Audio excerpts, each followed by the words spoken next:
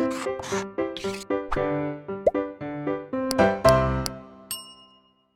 Students, welcome back to Blueprint Digital. आज की इस वीडियो में हम श्वसन गुणांक या श्वसन अनुपात यानी कि रेस्पिरेटरी क्वोशिएंट आरक्यू के बारे में पढ़ेंगे।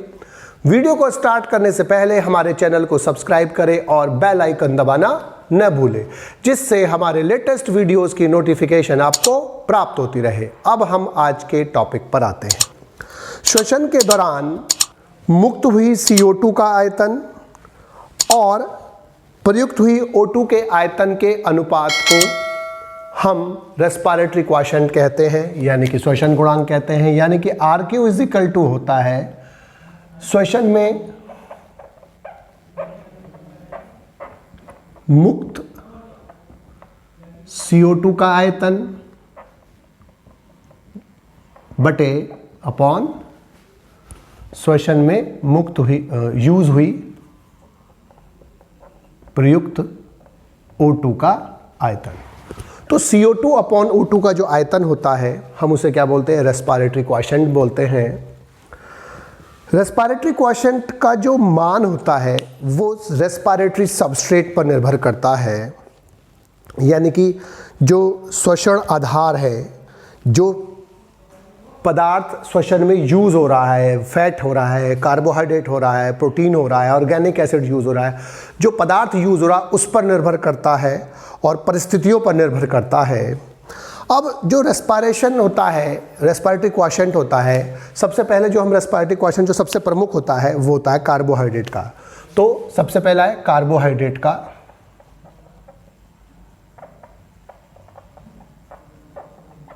RQ।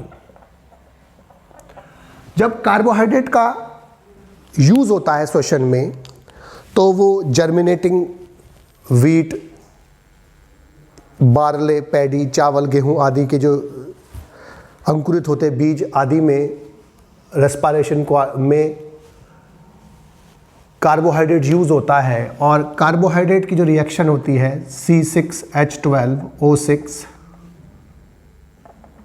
Plus 6O2 gives 6CO2 plus 12H2O होती है, जिससे CO2 कितनी यूज़ होती है और O2 कितनी यूज़ होती है, CO2 कितनी निकलती है, इसका अनुपात जो होता है। तो इसमें 6 CO2 निकलती है और 6 O2 यूज़ होती है, इसीलिए इसका जो अनुपात आता है वो 1 होता है, जिसे हम यूनिटी बोलते हैं या यूनिट बोलते हैं। तो रेस्पिरेशन जब कार्बोहाइड्रेट की उपस्थिति में होता है या कार्बोहाइड्रेट होता है तो रेस्पिरेशन रेशो जो होता है, रेस्पिरेटरी रेशो जो होता है वो 1 होता है। दूसरा है फैट यानी कि वसा का RQ। वसा का जो RQ होता है वो कैस्टर, सरसों, लिंसेड यानी कि तिल आदि और तिल जैसे जो बीज होते हैं उनके अंदर होता है। और जो फैट्स और ऑयल्स होते हैं उनमें ऑक्सीजन की मात्रा कार्बोहाइड्रेट की तुलना में कम होती है और वहाँ पर जो रेस्पिरेटरी क्वोशिएंट होता है इसीलिए 1 से कम आता है। जैसे अगर हम देखें कि किसी फैट जैसे 2C51 H98 O6, तो यहाँ पर ऑक्सीजन की मात्रा कार्बोहाइड्रेट की कंपैरिजन में बहुत कम होती है, इसीलिए यहाँ पर ऑक्सीजन बहुत अधिक मात्रा में यूज़ होती है और इसीलिए यहाँ जो CO2 बनेगा वो कंपैरिजनली कम होता है। और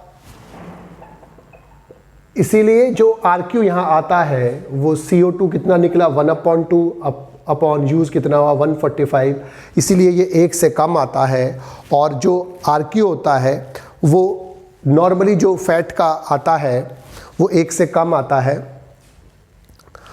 इसके बाद लेस देन 1।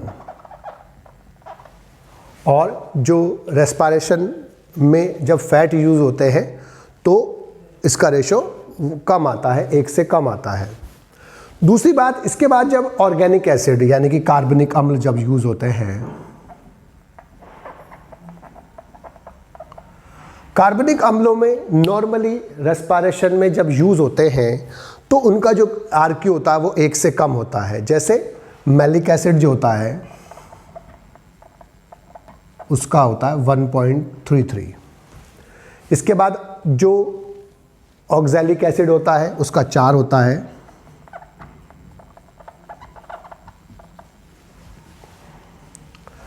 और सिट्रिक एसिड का भी 1.3 होता है। अब ऑक्सीडेशन ऑफ कार्बोहाइड्रेट जब अपूर्ण होता है, यानी कि कार्बोहाइड्रेट का अपूर्ण ऑक्सीडेशन जब होता है, तब RQ जो होता है वो CM प्लांट्स में 0 होता है, क्योंकि जब अपूर्ण ऑक्सीडेशन होता है तो वहाँ पर जो RQ होता है CM प्लांट्स में वो रात के समय 0 होता है, और क्योंकि वहाँ पर जो ऑक्सीजन होती है वो यूज़ होती है लेकिन CO2 रिलीज़ नहीं होती है, इसीलिए वहाँ पर जो RQ होता है वो ज़्यादा होता है। प्रोटीन जो होती है, जैसे जर्मिनेटिंग ग्रैम यानी कि जो चना है, मटर है, बीन है, और जितने भी प्रोटीन वाली जो सीड्स होते हैं उनमें भी RQ हमेशा लेस देन 1 होता है। एनारोबिक रेस्पिरेशन यानी कि अवायवीय श्वसन में जो RQ होता है वो इनफाइनाइट होता है, क्योंकि अवायवीय श्वसन का मतलब क्या है कि C6H12O6 जब ग्लूकोज यूज़ होता है तो उसमें ऑक्सीजन यूज़ नहीं होती है, तो CO2 अपॉन ऑक्सीजन कितनी है, 0, तो इसलिए क्या आता है, इनफाइनाइट आता है, अनंत आता है। तो इसीलिए एनारोबिक रेस्पिरेशन में क्या होता है, इनफाइनाइट होता है। तो अब हम 2-3 चीज़ों के बारे में और पढ़ेंगे इसमें, कि जो RQ जो होता है फोटो रेस्पिरेशन में वो 1 होता है।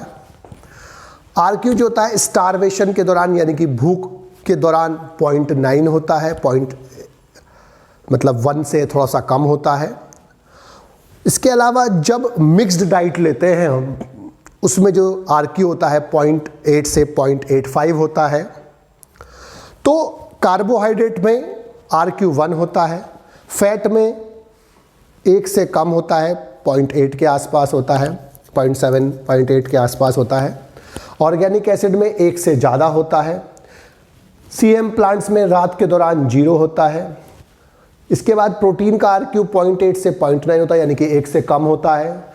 एनारोबिक रेस्पिरेशन का अनंत होता है। फोटो रेस्पिरेशन का 1 होता है। स्टारवेशन के दौरान 0.8 से 0.9 होता है, और मिक्स डाइट का भी 0.8 से 0.85 होता है। बच्चों, आज की इस वीडियो में बस हम इतना ही पढ़ेंगे। हमारी इस वीडियो को आप लाइक करें और अपने दोस्तों के साथ शेयर करें। यदि आपका कोई डाउट है तो आप हमें कमेंट करके बता सकते हैं। इस अध्याय को और अच्छे से पढ़ने और समझने के लिए आप चित्रा प्रकाशन की बुक एक्टिव जीव विज्ञान की सहायता भी ले सकते हैं।